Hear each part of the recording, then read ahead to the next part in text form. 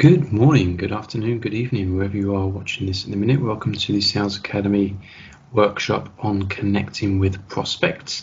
And I've got a subtitle of cold calling and leads because this is mainly geared to those who sell on the phone and prospect. They contact people often without them being aware of it, or how to make that initial introduction and connection with a prospect. But I'll also be looking at leads where somebody might contact you for information, and you need to make sure that you start that prospecting cycle off on the right foot. So this is going to be very much geared towards what to say. We'll be looking at some scripts. We'll certainly be looking at what not to say, some of the old sales school techniques that simply don't work in today's economy, and hopefully try to replenish those with some more effective and more neutral sales resistance disarming language. So some of our objectives over the next 45 minutes is to understand two types of questions and why we use them. And they are going to be connecting questions and background questions. So that will start to make sense. And we'll be looking to understand the difference between traditional prospecting, old school selling sometimes falls into that, and how does that compare to what we might call modern prospecting, which is more fit for how our audiences buy in today's market. So we'll be looking at how to connect with leads, how to effectively follow up. For example, if you send someone information, they've received information, and how to follow up with them. And then by the end of this training, you'll be able to create your own personalized intro, and it will be a personalized intro that acts as a more effective opener for your sales conversations. Okay. So first of all, let's look at background questions. Okay, I want to jump straight into this. So background questions are simply the first words that come out your mouth, or rather the first questions really, are the ones that really need to establish value in you and the company you are representing. They need to be the ones that capture the attention of your prospect. If you like, they hook them in, and they need to break the pattern. So there's so many salespeople who are using the same stock introductions that actually trigger sales resistance and give the prospect permission to come back with their stock response. And it's because they've been around for so long that we just seem to recycle these introductions, and prospects today are now savvy, and their eyes are open to that, so they have their responses prepared. So it's really important that we break those patterns. That will allow us to control the conversation right from the start. Okay, but we're going to do so in a way that doesn't put the focus on us, but puts the focus on them. And it puts a focus on your agenda to discover what they want, if anything, and why they might want it from the very beginning. Okay, so the agenda is not about you trying to tell them how great your company is, or what you want from the call, or how wonderful you are. It's going to be very, very customer centric.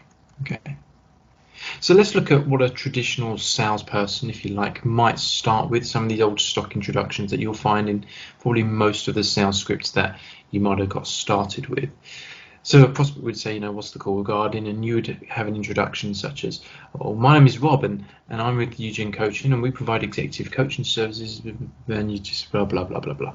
Okay, you'd have some introduction that would be similar to that. You'd start with your name, you'd start with where you're calling from, and then you'd throw out, 2 or 3 USPs or 2 or 3 things that are designed to kind of catch the interest of that person, right? Okay, so maybe you have something similar, or you've worked with something similar. I just think it belongs in the prehistoric era. The problem with this is because you tell the prospect kind of about your product and service, but you've used a very broad label, and you haven't even started a process in finding out whether they even have a need. Okay, do they even have a problem? So you're just kind of chucking it at the wall and hoping that stock introduction hits some criteria that they might have been thinking about, and you have to either be very, very lucky or make a lot of calls for that to be the case. Okay, So instead, I'd urge you to use more of a personalized introduction, and I'll give you an example of what a personalized introduction might look like. For an example, selling coaching services there. So you'd want to obviously not use this verbatim. You'd want to think about what it is that you sell and who you sell it to. When a prospect goes, like what's the call regarding or something like that, you can say, well, you know how some companies can sometimes feel concerned that certain areas of their organization are not as strong or consistent as they'd like them to be? Well, I help company executives improve their performance so they can feel more confident with the future of their business and its employees. Okay, so that might sound like a mouthful, and of course you would want to make sure that the tonality is there, that you use the right verbal pauses, the right intonation, and we can look at that in another workshop. But quite simply, what I've done here is I've told them about a typical problem that I can solve. I haven't told them the solution, but I've told them about a problem that should almost always be a predicted issue or generic. Okay, something that they can relate to. Might not be a problem they have, but certainly something at some point that they can relate to. So it's kind of artfully ambiguous in its design. So let's say you sell financial services. I'll try and give you some sector specific. Now, I don't work in financial services, so this is just my take on it. You might have something even more specific, which would be great. But for now, you might start with something like, well, you know how some high net worth investors can sometimes feel concerned with their investments due to the volatility in the market, for example, the recession. Well, what I do at Eugen Securities is we have a property investment blend that has an 11-year record of paying our investors an average return of 8% with minimal risk. Okay, so now what I've done there is, and again, I'm not in the finance sector, so I don't know if that's accurate. I'm kind of making that last bit up, but what I have told them about is a generic concern, but I've hinted at some kind of USP of my service or product. I haven't told them exactly what we do, but I've hinted that we have something that can do this. But what is more important is that I started with that generic concern, because I assume that the high net worth investor that I'm talking to has sometimes felt concerned with their investments. That's generic. It's kind of, most people will be in that market. Okay. Let's say you sell recruitment services. I know some of you on here certainly are in that space. Well, you know how some hiring managers are finding it really hard to find the right staff with the right project management experience. And because of that, some deadlines are getting missed and projects fall behind. Well, at Eugen Recruitment, I have been helping out XYZ company with their project. As a result, I may have found something of interest to you guys. Okay, see how that works? So what I've done here is something slightly different. I've been a little bit more specific with my sector and an example of my service. If you have that ability, then you can plug that in. And it shows that the call has some sort of purpose, but it piques that curiosity. I have something of interest to you guys. I think I may have something of interest to you guys. Yeah. So you're using that neutral language. You're not saying I have a solution for you. You're just kind of saying, I think I've got something of interest to you guys, which should pique their curiosity. But you've given them a hint that you've already helped someone else with that generic problem that they might have. And of course, you might not use the word hiring managers. You might use their job title, and you might not use project management. You might use the staffing that you provide. Again, this would tailor to some degree, but hopefully you're seeing a trend within the last couple of examples. So how does this work? So you first start off with, as you noticed, I started with every kind of script, if you will, with something like how. Okay, how blank. And then following that, you plug in 2 or 3 generic problems from your client profile. So your client profile should be looking at your existing clients and thinking, what challenges do I solve? What are the biggest problems they have, or the most reoccurring problems that my clients have that I can safely assume that a new prospect might be experiencing. Okay, so if you can be super specific, it might be appropriate, but I think it's equally appropriate to come up with something quite broad that they should be able to relate to. Okay. Now, once you've addressed a problem that they may well experience, what you can do is hint at how you might help people. So what I do is I help people, boom, and you demonstrate the solution that you provide, not the service. And the difference there is you don't tell them necessarily what you do about your product or how you help them. You just demonstrate that you help people achieve an outcome. So for me, it might be, what I do is I help people increase their sales revenue. Now, the service might be sales training, it might be marketing, it might be anything, but I can demonstrate the solution, which is, as you can probably guess by now, it's not about me, it's about the prospect, it's about what they might do. So what I help people achieve this. And then you finish with a question. By now you should know that my questions are a big part of sales now, and asking the right questions at the right time is going to be a success factor for you. This is the right time to ask a question to connect with prospects, because it passes the ball back to them. And that question will be very much around, what they might be doing now in that situation. So if you're in recruitment, you go, so I'm just curious, what skill sets are you finding really hard to source right now? Okay. Or if you're in finance, if you don't mind me asking, what's your portfolio look like at the moment? Okay. Or for coaching, I'm just wondering, have you noticed any changes in your sales performance this quarter? Yeah, chances are they have, up or down.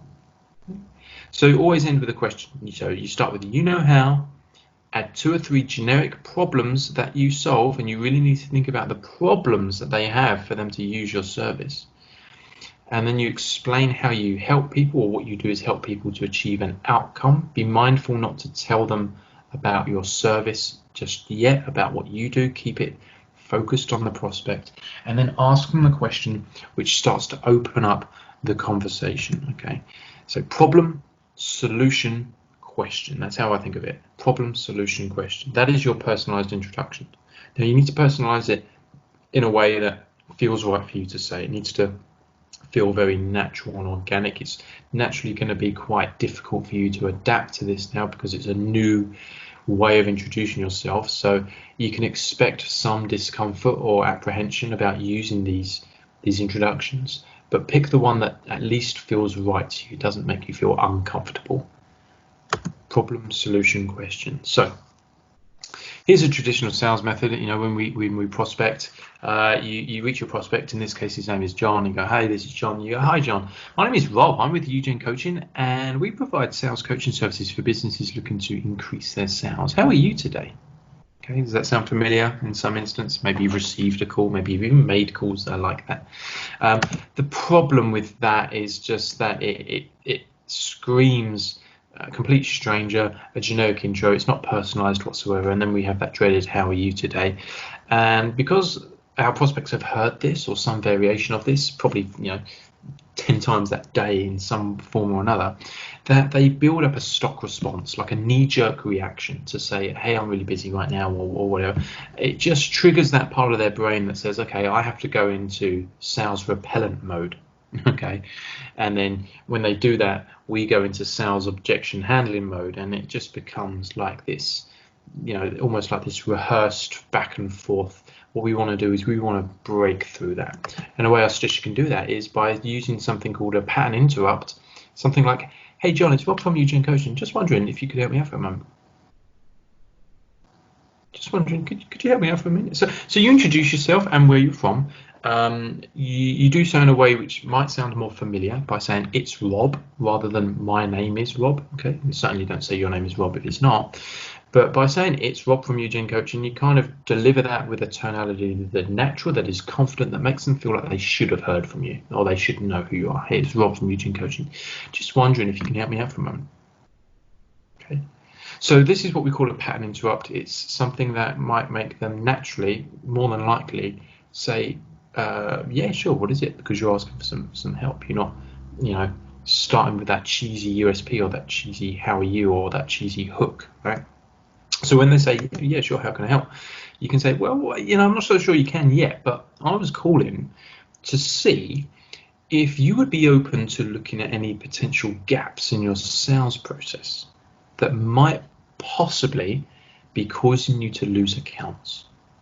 Something like that. Okay, something in the sense that I'm just calling to see whether you would be open to, and notice the neutral language here, looking at potential gaps that might possibly be causing you to lose accounts. So words like potentially and maybe, might, possibly, if you would be open, all that language is very neutral, which should help you maintain that detachment, so that if they say, well, no, we're not really looking at any gaps and we're not open to that idea right now, then you can safely assume that you can move on. But this certainly isn't a threatening introduction. It's not a manipulative question, and it's very much focused on whether they're going to be open to looking at their sales process. And I would like to assume that most people would be open to looking at their process to see if they might possibly be looking at accounts. There's no real commitment there. They know it's a sales call. You're not trying to hide anything. They know that you're going to be making a sales call, but you're doing so in a way that is focused on just discovering if they have a problem rather than trying to shove your solution down their throat. So if you work in a different industry, for example, let's go back to something like recruitment. You say, yeah, no, just calling to see if you'd be open to maybe looking at any potential gaps in your recruitment process that might be causing you to miss out on suitable candidates. Okay, and you can make that a whole lot more specific if you wanted to. If you're in marketing services, just calling to see if you'd be open to looking at any potential gaps in your marketing strategy that could be causing you to lose qualified leads and potential sales. Or if you are in insurance, you might say something like, you wonder if you can help me out for a minute. I was just calling to see if you might be open to looking at any potential gaps in your insurance policies that might be putting you or your business at unforeseen risk. Okay, so you'd plug in whatever you might not sell, but whatever problem that you might solve. Do you see how that works? So whatever you sell, I want you to think about now, what is your problem? We call these problem statements. I want you to think about what problem you solve and how you might turn that into a problem statement that would start with, I'm just calling to see if you would be open to looking at any potential gaps in X. Okay, and you can change the front of that sentence if you want. It's not me to say exactly what you should say, because then we, 5-10 years down the line, we just get into our old habit of using stock introductions. But if you can take the principle behind these problem statements, it will serve you in positioning yourself as someone who is detached from the sale and you're just looking to see if you can help your prospect. Okay, so let's look at this in its entirety. So let's say that you are, at that point, I should go back actually because I kind of missed a slide here. At this point, when you say like, I was just calling to see if you'd be open to looking at any potential gaps in your marketing strategy that might be causing you to lose qualified leads and potential sales. Chances are at this point, someone is going to say, yeah, but what do you mean? Or who is this? They might say that. They might go, who is this? And don't be alarmed at that, okay? So who's this and what's this about? They might have that kind of confusion as to what's going on, and that's, in a way, that's great because that shows that you've broken that pattern. Yeah. So in which case you go, well, you know how with so many different marketing platforms like mobile apps and social media, SEO, print, TV, and so on, it can sometimes be really hard to get good quality sales leads, right? Well, what I do is I help business owners understand and identify the most appropriate marketing campaign for their customers so they can decrease their advertising spend and increase their conversion rate at the same time. Okay, so this is a bit of a chunk of information, if you like. It's 5 lines, so it's going to take up it's going to seem like you're talking a lot at the person. So it's really important to make the delivery of this text really organic, natural. Think about where you can verbal pause. You'll notice that as I delivered that, there were certain ums and ahs that appeared. Now, some people would argue that, well, you shouldn't say and ah, and it sounds like you're not confident. Well, I would argue that's not true. If you deliberately use ums and ahs in the right place, it just shows the prospect that you're not reading from a script, that you are talking naturally. When we do talk naturally, we do and ah, we pause, we might repeat words, okay? And that should be deliberate, okay? That will come with experience. So hopefully you can see there how you might be able to plug in your own solutions. This is obviously if you sell marketing services in some way, but if you sell recruitment or finance or air conditioning systems, or you're a wholesaler, or you're in insurance, or you're in technology, like you sell software, whatever it is that you sell, there'll be a problem statement and a question and a solution that you can back it up with, that personalized introduction. And then you would follow up with something like, well, but before I go into who we are and all that kind of stuff, I would just be keen to know a little bit more about your business and what you're doing now to see if we can even help you. So, for example, what kind of marketing are you using at the moment? Okay. Now, that first half of that sentence, you would want to make a little bit more specific. So when I say what you're doing now, you might want to add what you're doing now to recruit effectively, or what you're doing now to protect your business, or what you're doing now to obtain leads, whatever it is. You might want to make that a little bit more specific. But what you're doing here is you're stopping yourself from going into that mini sales pitch that you did before. So, you kind of hinted at, if I go back to this slide, this is very much about you and what you do. That last section of it is and just before the prospect starts to think, oh, this person's going to launch into a sales pitch, you stop yourself. You kind of go, but, before I, sort of chew your ear off about all that boring stuff, the purpose for my call was to see if I could learn a little bit more about your business, particularly what you're doing for increasing your conversion rates. And then we can maybe we can see if I can even help you. So, for example, what kind of marketing are you using at the moment?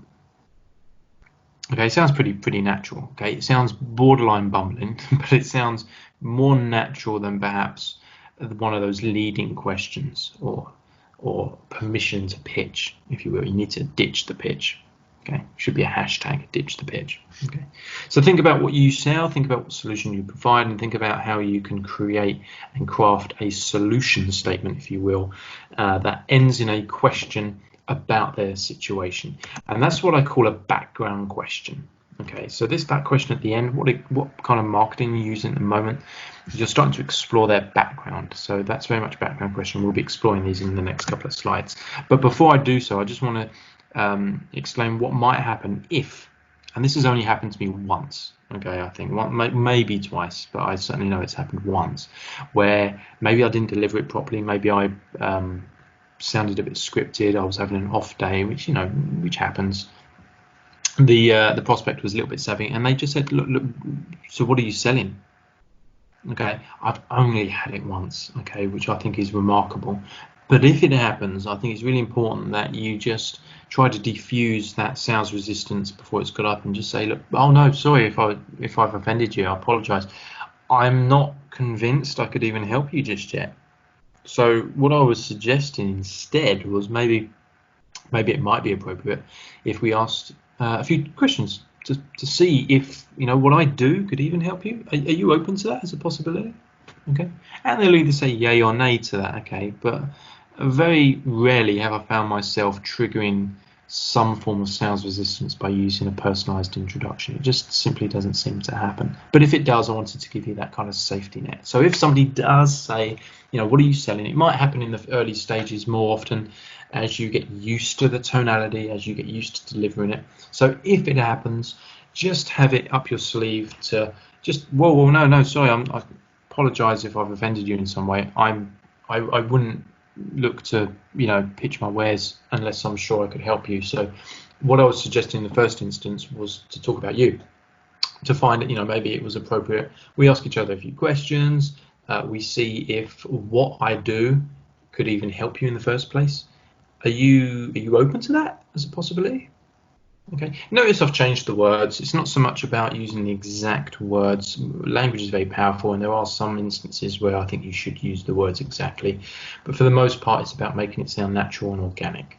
So as long as you get the tone of that reply, as it were, as long as you get that right, you can swap a few of the words around. Okay, so moving on, let's look at how that differs from traditional prospecting, which tries to pitch their wares. Quite simply, that old model focuses wholly on what you're trying to sell, on you as a salesperson, how great your company is, how great your product is, and it very clearly shows that you have an agenda to set an appointment or get a sale or book a demo, whatever it is that's in your sales cycle. It's very much about, I'm calling you to fill my pipeline.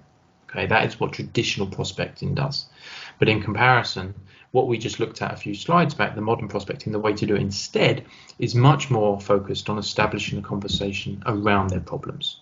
Okay, there's no, or there should be, in your delivery and in the content of what you say, there should be no agenda that you're out to make a sale, okay? Because I mean, I think that can be assumed. That is what your role is, and I think the person that you're talking to will know that, but you'll come at it from an angle of such detachment that they'll know that, okay, this person is just going to have a conversation. You know, there may be a sales pitch coming, but I'm happy to have a conversation with this person about any potential problems. And notice how every time I talk about potential problems, I follow up with if any. It's really important you don't try and create problems that don't exist. Okay, because that will be seen as trying to set your agenda. If you try to propose to a prospect that they have a problem that they don't too early on, it'll be seen as if you're trying to jam like a square peg into a round hole and effectively force your solution down their throat. So make sure there's no agenda, there's no expectation, there's complete detachment. You're not out to serve your pipeline, you're out simply to have a beneficial conversation with a prospect. That's the whole difference between modern selling and what we might have done 20 years ago. So let's look at inbound sales. So I'm aware that not all of you prospect. Most of you probably should be. It's a good skill to have, and there should be wider prospecting strategies. But some of you might get inbound sales. That is, people who come to you and they might email or they might phone, however they reach out to you proactively.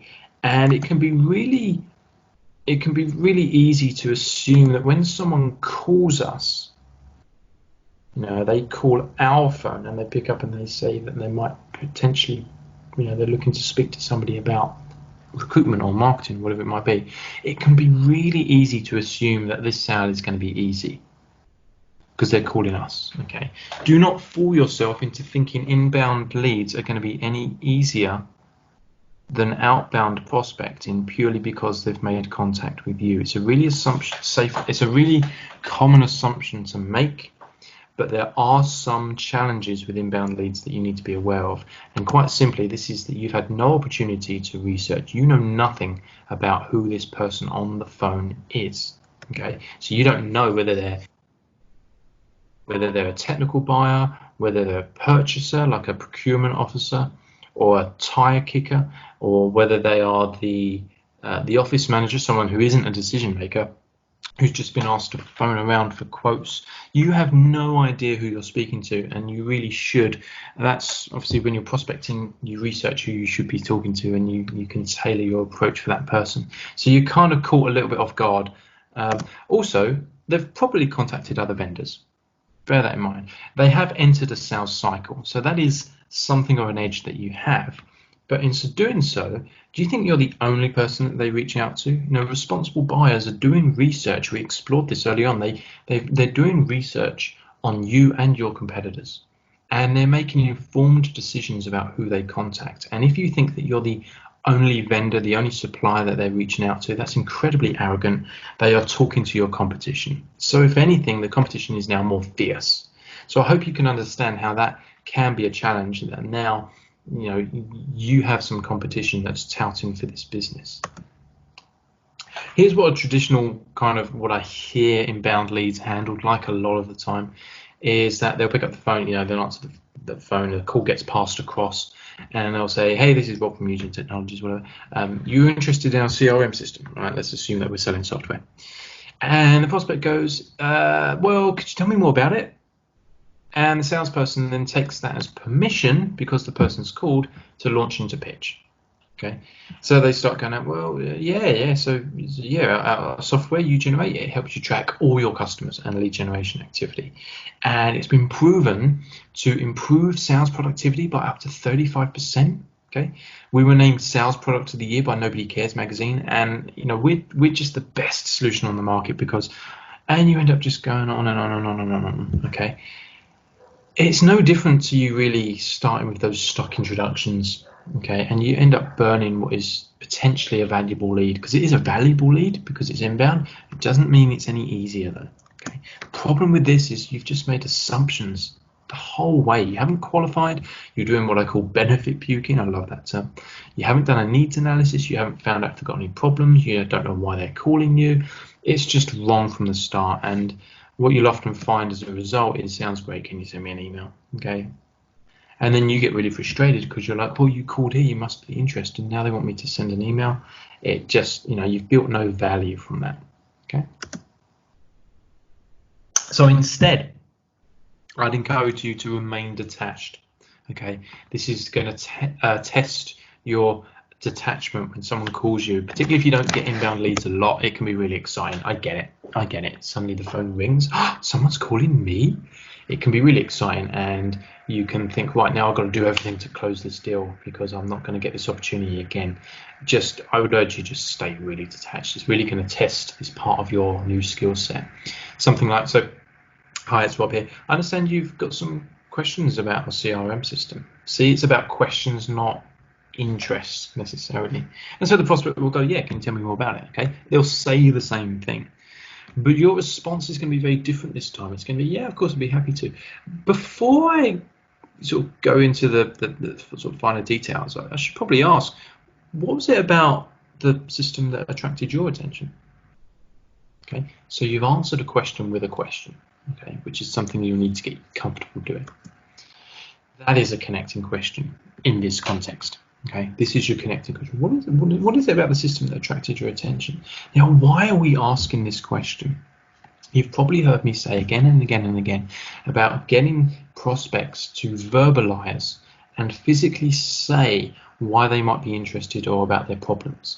Because when they do so, when this prospect tells you about why they contacted you and why that your system is potentially of interest to you, they're not just telling you that is useful, but they're also telling themselves. I know most of you knew I was going to say that because you're sick of me hearing it. So it's really important that you just reaffirm that. What was it about the system that attracted your attention? So they'll come out with something that gives an indication of what they might be looking for. Well, I noticed you had harnessed source software in your lead management system. Okay. Now, once you ask it once, ask it again. Okay. Was there anything else that attracted your attention? Okay. So from here, you're completely detached. Okay. You're using connecting questions to discover more information, and that reminder of their own motivation, that creates urgency. It creates self-generated urgency. That's really important. And there's your connecting question. Again, was there anything else that attracted your attention? And they'll tell you more, okay, or they won't. They'll say, no, that's pretty much all we're looking for right now.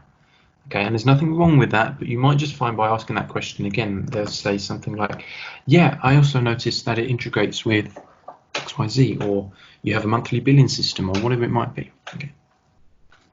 Let's very quickly look at connecting with leads. Now, when I say connecting with the leads in this section, what we're going to be looking at is how to follow up with someone who has requested information. So they may have gone on your website and they may have filled out a lead form, downloaded an ebook, looked at a white paper, attended a webinar. If that's part of your sales cycle, maybe you do webinars and you have attendees attend for free and then you want to connect with them. I don't know, something along the lines where they kind of reach out to you first, but they're not directly calling you. Okay, so I don't know what that means for you. I don't know how you obtain your leads, but these are not leads you generate yourself. These are prospects who have made the first move, but they're kind of gently entering a sales cycle. They haven't made a direct attempt to contact you. So I don't know what that might mean for your business. Okay. We'd all love more leads, I'm sure. So let's look at the traditional sales methods. Okay, so you would start with a stock intro. Hi, my name's Rob. It's from Eugene Technologies. How are you today? And you'll probably get a fine thank you, and you'll probably get it in that tone as well. And then the salesperson would say, "That's great." And I took this. I actually took this for pretty much verbatim. Some of what you're going to see, I've changed some of it, but a lot of this comes verbatim from a very successful sales training program, and it just really alarms me that there are salespeople out there going out there with this stuff. But they say, yeah, that's great. John, I noticed you were looking at our website and we were interested in our CRM system, and I wanted to give you a call to show you how our system works and how we can help you increase your sales productivity by up to 35%. Do you have a few minutes now? Okay. Now, it's said with certainty, it's said with confidence, that's great, but generally you can see what's wrong here. It's all about me, me, okay? Can I show you how our system works? Do you have a few minutes? It's just a bit, just to push it. And you don't know if now's a good time. So the prospect may say, well, now's not really a good time. Here's where it gets comical for me. Salesperson goes, that's okay. It only takes a few minutes to show you how our system works. When's a good time to call you back? And by now, the prospect starts to get a little bit uncomfortable. So they go, well, can you send me an email about what you offer? Sure, I can send you an email about all about what we do. And when would be a good time to follow up with you? Okay, so now the salesperson's kind of pushing for a follow up when the prospect clearly isn't as enthusiastic. Okay, so the prospect goes, well, can you try me next week? And there it comes, the good old alternative close. Sure. Would you like me to call you Monday at 1 or Tuesday at 2? Okay, and the prospect kind of says anytime, just try me. Now, that's an alarm bell. When a prospect says give me a call at any time, well, any time clearly isn't a good time because you've just called them. Okay, that shows a complete lack of commitment from the prospect side. Okay, so if you ever have a prospect when you ask when's a good time to call, whether you use an alternative close or not, and they just go, oh, give me a call at any time, that should be ringing alarm bells because any time clearly isn't appropriate, and it should not be appropriate for you. I've spoken to a couple of you recently about valuing your time, and you just say, well, any time doesn't quite work for me. Can we schedule something in? You need to try and get some commitment and from the prospect, otherwise you'll end up like that. And we can all relate to this, can't we? Prospect who says give me a call back, maybe even schedule a time at some level, you call them back and they never answer the phone, and you start chasing, you start leaving voicemails, you start sending emails, you start spending your valuable time on someone who wasn't interested because you didn't ask the right questions, and you are out with tunnel vision, so focused on booking that appointment you didn't think to stop whether you should have been. Okay, so let's look at a slightly different way that you may be able to do that. Okay, again, remember detachment. Hi John, it's Will from Eugene Technologies. Looks like you responded to our ad about possibly using a CRM system for lead tracking. Okay. Possibly go, yeah, I did look at that. Okay. I should ask, did you find what you were looking for, or are you still looking at options? This is so important, guys. This really much is about finding out whether they are in the buy-in cycle or not. Have they found what they may have been looking for, or are they still looking at options? If they go, no, we found exactly what we were looking for, you can explore that conversation, although I would suggest you might be wasting your time. What you're looking for is really them to say, hopefully, in order to advance the conversation for the purposes of this training, we're interested in following up with prospects who say, we're still looking at options. Okay, that's your connecting question, by the way. It's the way for you to connect with the prospect. I should ask, so did you find what you've been looking for, or are you still looking at options? Okay, are they still, they've reached out with an expression of interest to you guys, but let's not assume that they haven't found what they're looking for, reached another company, made their decision. Always ask the question. So the prospect, hopefully, if you've got a good speed of response and you're getting back to people within a day or so, they should say something along the lines of, well, no, we're still looking at options. We're talking to a few vendors, whatever. Okay, that's okay. I'm curious, what was it about the post or the ad that attracted your attention? And they'll say, and you can see how that's very similar to how we handle the inbound call, right? You'll notice that they say something like, well, I noticed you were harnessing source software to help track multi-platform campaigns, or they'll come out with something that interested you, and you should know by now that that's them telling themselves, again, reminding themselves why they connected or wanted to connect with you, and that will justify some time on the phone. And then if you say, okay, that's great, was there anything else that attracted you to the software? Okay, you ask again. I think this is all sounding slightly familiar. It's just been tweaked slightly to deal with those that you're reaching out to rather than have directly called you. There's your connecting question.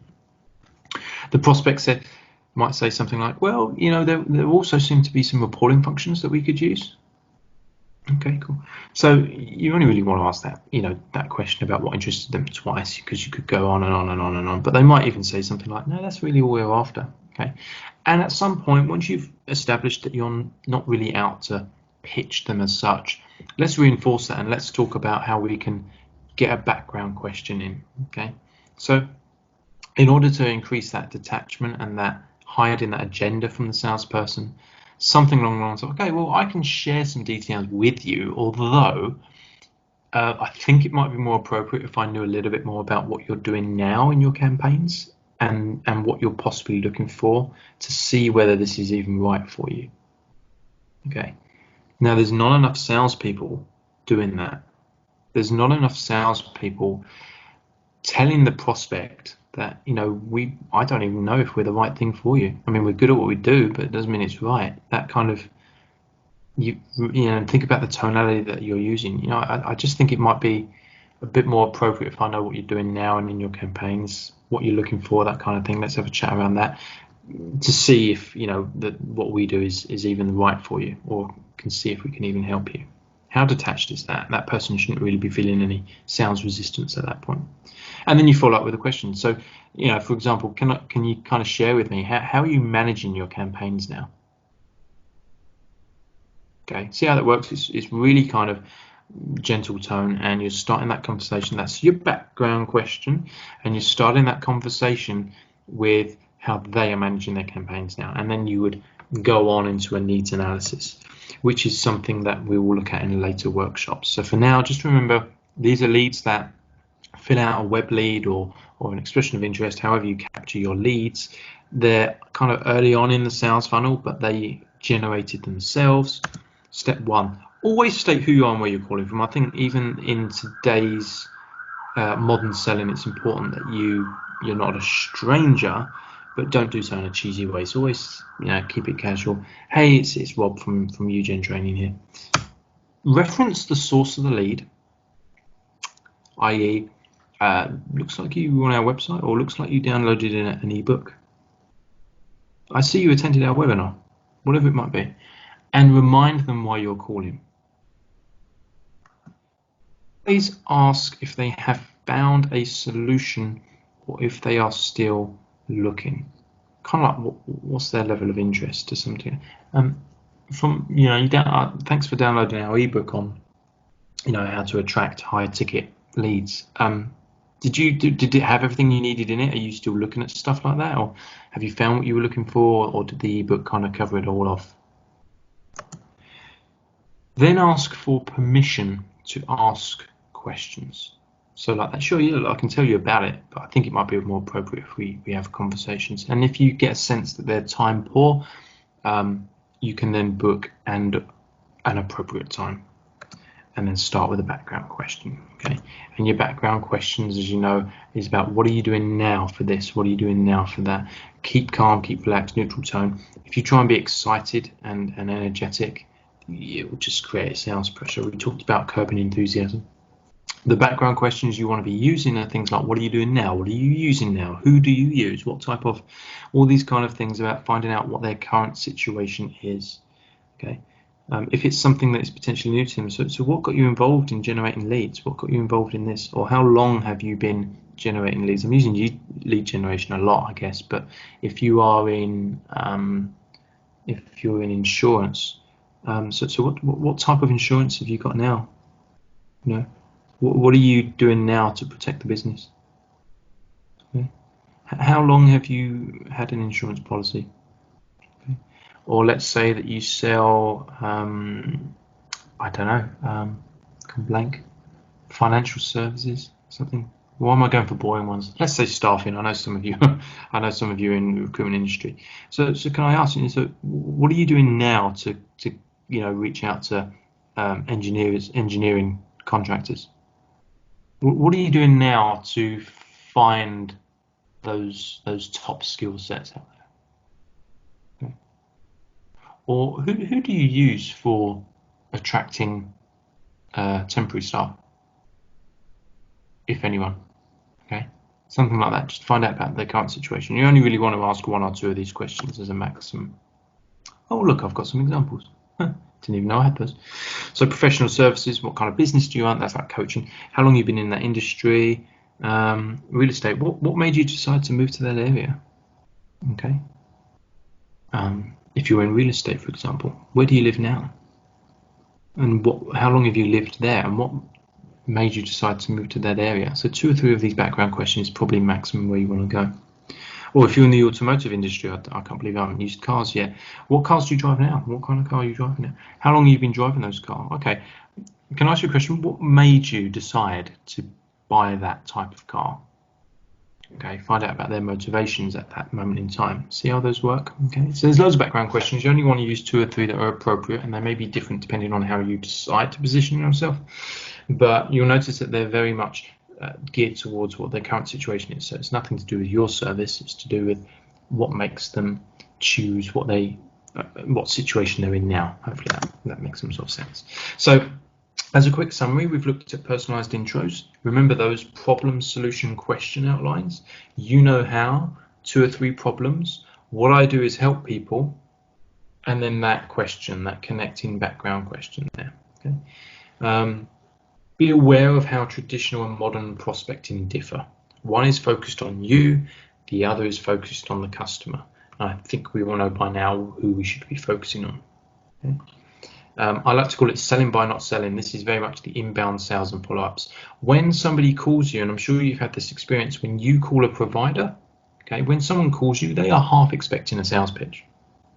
Oh, I'm going to have to speak to a sales, maybe they have to press 1 for the sales team on the switchboard. They know they're going to speak with a salesperson. So when you start not selling, how do you think you differ from the other vendors that they're likely contacting?